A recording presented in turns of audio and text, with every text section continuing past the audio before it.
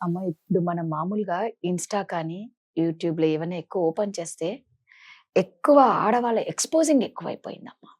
అంటే మనం ఆడవాళ్ళమే. ఒకప్పుడు మన భారతదేశంలో మన ఆడవాళ్ళ వస్త్రధారణలోనే ఎంత గౌరవం ఉండేదంటే, ఎవరన్నా మన ఆడవాళ్ళని చూస్తే చేతులెత్తి నమస్కారం చెప్పేంత రోజులు మన ఇండియాలో. ఇప్పుడు వెతుక్కోవాల్సొస్తుంది అలాంటివి ఆడవాళ్ళని చూడాలంటే. పాశ్చాత్య దేశాలలో చీరలు కట్టుకొని వాళ్ళెంత ఆ! గౌరవప్రదంగా ఉన్నారు. ఉంటున్నారు. మన దాంట్లో ఓపెన్ చేస్తే ఫ్యాషన్ అయిపోయింది. ఎక్స్‌పోజింగ్ డబ్బుల కోసం ఎక్కడికి తెగిస్తారు. పిల్లల చేతికి మొబైల్ ఇయ్యాలంటే భయమేస్తుంది. పిల్లలకి ఏం కనిపిస్తాయో, ఎలాంటివి చూస్తారో అని. అంటే ఇన్నర్స్ చూపించడం కూడా ఫ్యాషన్ అయిపోయిందనమాట. ఎందుకు ఏమన్నంటే అంతా మా ఇష్టం. ఏది మీ ఇష్టం. కొన్నిటికి హద్దులుంటాయి. ఎందుకిలా అయిపోతుంది? ఎందుకు మన దేశంలో ఇలాంటివి ఎక్కువైపోతున్నాయి? నిజమే. అసలు ఫేస్‌బుక్ ఓపెన్ చేస్తే హ్మ్. ఈ అసలు ఎక్కడికెళ్తున్నాము అసలు ఇలా ఆడవాళ్ళా అనిపిస్తుందసలు. ఎందుకంటే ఆడతనానికి సిగ్గుచేటు అనిపిస్తుంది. అమ్మాయి అందము వంపు సొంపులు ఇచ్చింది భగవంతుడు. అది అందంగా కనిపిస్తే అందాన్ని పూజించేటట్లుండాలి. ఆడదాన్ని ఎంత అందాన్ని ఎంత పువ్వుతో పోల్చారు. నిజం. ఎంత ఇదిగా చెప్తారు. ఆ కవులు చెప్తా ఉంటారు కదా! కానీ ఇప్పుడు ఆ మృదుత్వం పోయింది ఆడదానిలో. ఆ మగరాయుడిలాగా అసలు ప్యాంట్ వేసుకుంటే ఇక్కడ, ఇక్కడ, ఇక్కడ, ఇక్కడ అంతా మొత్తం కిటికీలు. పైనుంచి కనపడతానే ఉంటదది అసలు. హ్మ్. అంత అవసరమా? ఎందుకు అట్లా అసలు? నువ్వు చీర కట్టుకొని ఎందుకు ఒక ఒక ఇది పెడితే మనము ఒక ఒక 15, 16 సంవత్సరాల అమ్మాయి హ్మ్. చక్కగా లంగా ఓణి వేసుకొని అవును. పట్టు లంగా వేసుకొని చక్కగా జాకెట్ అన్ని వేసుకొని జడ వేసుకొని చిన్న చిన్న నగలు పెట్టుకొని ముచ్చటగా కనపడితే లక్ష్మీదేవిలాగా అనిపిస్తుంది. ముచ్చటగా ఆ పక్కనే ఇప్పుడు నేను చెప్పిన విధంగా ఇదేంటి ఇవి ఇక్కడ ఈ భుజం దగ్గర కూడా ఏదో చినిగి పట్టుకుంటే పీకితే చినిగిపోయేటప్పుడు. అవును. ఈడ ఓపెనే ఇక ఈ నుంచి మొత్తం బొరకెళ్ళి మగోళ్ళు అదే ఆడవాళ్ళు కూడా అదే. ఇదంతా కనిపిస్తా ఉంటే ఏమందమో నాకు అర్థం కాదు. కొన్ని భాగాలు దాచుకుంటేనే అందంగా ఉంటాయి. రైట్. నిజం కదా. అవునమ్మా. కానీ ఇప్పుడు ఇక్కడ ఏమైపోయిందంటే ఎంత చూపించడం వల్ల అంత అసహ్యం కూడా పెరిగిపోయి ఆడదంటే గౌరవం పోతుంది. కరెక్ట్. అదే అంటున్నారు. ఆమెనా అనేది పోయింది.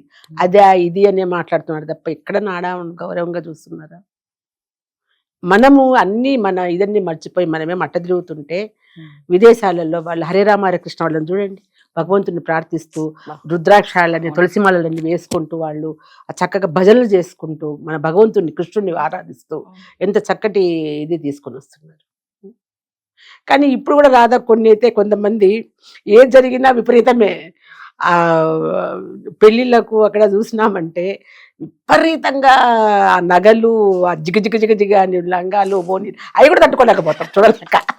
ఏదైనా అతి అంటారా? అదే ఇది అదే మామూలుగా ఉండరు. మేము చిన్నప్పుడు అసలు 10th క్లాస్ అప్పుడు కూడాను చక్కగా లంగా ఓని పైట అదే 2 జడలు వేసుకొని మా ఎగ్జామ్స్కు ఫోటో దిగి వేసుకుని ఇప్పటికి దాదాపు 40-50 ఏళ్ళు అయిపోయింది కదా, ఎంత అందంగా ఉంటుంది ఆ ఫోటో. చాలా మంది అడుగుతారు, ఎవరి ఇంత చక్కగా ఉంది అమ్మాయి అని అడుగుతారు. అప్పుడు 10th క్లాస్, ఇప్పుడు 10th క్లాస్ అమ్మాయిని చూడు ఎట్టుందో. అప్పట్లో అన్ని బాపు బొమ్మలే. బాబు చక్కగా ఎంత జడలు చక్కటి అమ్మ వాళ్ళు ఇక్కడ బిగించి 2 జడలు వేసి అదేది రిబ్బన్. ఇప్పుడు రిబ్బన్లు దొరుకుతున్నాయా? ఏది కటింగ్ దొరుకుతాయి గృహప్రవేశాలు, ఆఫీస్ లో షాప్ ఓపెనింగ్ కు రిబ్బన్లు పనికి వస్తున్నాయి. కానీ ఆడవాళ్ళ జడలకు రిబ్బన్లు లేవు ఇప్పుడు. సో రిబ్బన్లు ఆ విధంగా వాడుకుంటాడు. ప్రతిదీ అట్లాగే అయిపోయింది. అతివృష్టి అనావృష్టి. చచ్చిపోతాం నేను చూడలేక. నగలు ఇంత ఎద్దులకేస్తారు చూడు, ఇట్లా పెద్ద వేస్తారు అప్పుడు అవన్నీ. అట్లా అంటారు నగలు. అవి నేను ఎప్పుడు చూడలేను నా వయసులో. అలా 7 వారాల నగలు అన్నీ కూడా ముద్దుగా ఉంటాయి, చక్కగా ఉంటాయి, వేసుకుంటే ఎంత అందంగా కనిపిస్తాయి. అట్లనే ఇప్పుడు ఏందో ఇట్లా వేసుకొని అది ఏంటి చెన్నై షాపింగ్ మాల్, నువ్వు ఏమమ్మా ఇవన్నీ నేనైతే ఎప్పుడు పోలేదు కానీ చెప్తున్నా, వాడు అడ్వర్టైజ్మెంట్ చూస్తాను నేను. ఆ నగలు మళ్ళీ 2ోసారి వేసుకోరు, ఆ పెళ్ళిళ్ళకే అంతే. మళ్ళీ అవి ఏమైపోతాయో తెలియదు అది. సో అట్లాంటి ఇది ఉన్నప్పుడు ఆడవాళ్ళంటే గౌరవం ఎట్లొస్తుంది చెప్పు. అమ్మకే లేదు. ఎందుకు నేను రామకృష్ణ మఠంకి వెళ్ళేదాన్ని ఎక్కువ, ఇంత ఇప్పుడు లేదు, చాలా సంవత్సరాల కిందట. మోటివేషన్ స్పీకర్ నేను అక్కడ కూడా. వెళ్తే పేరెంట్స్ క్లాస్ తీసుకునే దాన్ని, స్టూడెంట్స్ కూడా, ఇంజనీరింగ్ స్టూడెంట్స్ ప్రతి వాళ్ళు వచ్చేవాడు అనమాట. సో ఆడవాళ్ళు కూర్చుంటారు పక్క, ఆమె ఏం కావాలా పక్కింటి ఆవిడంటే కాదండి నా కూతురు అంది. ఇలాగే చూశాను, అమ్మ కూతురు ఒకటే డ్రెస్ లో ఉన్నారు. ఇది పంజాబీ అది డ్రెస్ చుడిదార్, అది ఇద్దరికి ఓనీ లేవు, పైన తల్లికి లేదు కూతురికి లేదు, చున్నీ లేవు. నేను అప్పుడు స్వామివారితో కూడా చెప్పాను నేను. సో డ్రెస్సింగ్ అసలు బాగుంటాం లేదు, మన దగ్గరికి వచ్చినప్పుడు ఎట్లా ఉండాలి అంటే, మీరు ఎట్లా మాట్లాడతారు కదా చెప్పండి అన్నారు. నన్ను కొడతారు స్వామి బయట. ఎందుకంటే ఎక్కడో సెంట్రల్లో అనుకుంటా ఒక మినిస్టర్ గారు డ్రెస్సుల గురించి ఇట్లా ఉన్నాయని అనేటప్పటికి ధర్నా చేశారంట ఆయన మీద. నాకు అట్లే జరుగుతుంది, అట్లా కాదు, అది మీరు డ్రెస్ కోడ్ పెట్టండి ఒకటి. Correct, dress code dress code పెట్టండి, అప్పుడు బాగుంటది. ఇది ఇట్లనే రావాలి, కంపల్సరీగా ఓనీ వేసుకోవాలి, ఇది చెప్తే వాళ్ళు అది ఫాలో అవుతారు అని చెప్పిన అప్పుడు డ్రెస్ కోడ్. నిజమమ్మా, ఇప్పుడు గుళ్ళకి వెళ్ళినప్పుడన్నా మనం ఎక్కడికి వెళ్తున్నాం దానికి తగ్గ డ్రెస్సింగ్ అన్నా ఉండాలి కదమ్మా. మనం వెళ్ళేది ఒక ట్రెడిషనల్, కంపల్సరీ. దానికే కాదు, నేనైతే ఒప్పుకోను, దేనికైనా ఉండాలి, నువ్వు వేసుకో. అందుకని నువ్వు డ్రెస్ వేసుకో, నేను కాదన్ను. ఏ వయసు వాళ్ళన్నా వాళ్ళు ఇష్టం వచ్చినట్టు వాళ్ళు హ్యాపీగా ఉండొచ్చు, కానీ దాంట్లో అసభ్యత ఉండద్దు, పక్కన వాళ్ళని ఇబ్బంది పెట్టద్దు. చక్కగా తయారైపో. చూస్తాను, చూడాలి మళ్ళీ ఇంకొకసారి చూస్తాను, ఇట్లా చూడద్దు, కసిగా చూడద్దు, గౌరవంతో చూడాలి. నమస్కారం గౌరవం నీ చేతుల్లోనే ఉంది రాధా. ఎవరో ఏం చేయడంలా, ఎవరో అన్నారు మనల్ని ఇట్లా అన్నారు అని అంటే అది నీ చేతుల్లో ఉంది నిలుపుకోవడము. ఒక మన డ్రెస్ కావచ్చు, నడవడిక కావచ్చు, మాట్లాడే విధానం కావచ్చు, ప్రతిదీ. ఎన్నో రకాల నగలు, ప్రతిదీ కూడా మనకు. అయితే దీనికి మన ఆరోగ్యానికి చాలా సంబంధం ఉంటుంది. చెవులకు కావచ్చు, ముక్కు కావచ్చు, కంఠాభరణాలు కావచ్చు, కాళ్ళకు పెట్టుకునే కావచ్చు, మెట్టెలు కావచ్చు, గాజులు కావచ్చు, ఇవన్నీ ఎక్కడైనా కనిపిస్తున్నాయా? అతివృష్టి అనావృష్టి అనుకున్నాం కదా మనం. ఇప్పుడు ఎక్కడో పెట్టుకునేటు ఎక్కడో పెట్టుకుంటున్నారు.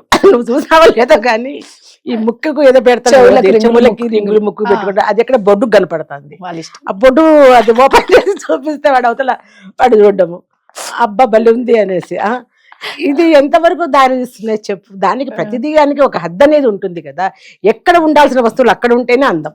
సరే, అది అనావృష్టి అంటే ఈడున్నది కాక ఎక్కడెక్కడో పెట్టుకుంటారు. అతివృష్టి ఏంటో చెప్పింది, బొడ్డు ధరించుకునేది అది అనావృష్టి. అది అంటే అతివృష్టి ఏంటంటే చెప్తున్న ఆభరణాలన్నీ ఈ నుంచి ఇక్కడ పెట్టుకునేది ప్రతిదీ. ఇప్పుడు ఇది ఇక్కడ రంధ్రం పెట్టి మనకి చేస్తున్నది, ముక్కుకు పెట్టి ఇక్కడకు పెట్టి ఇక్కడ పెట్టుకునేవాళ్ళు.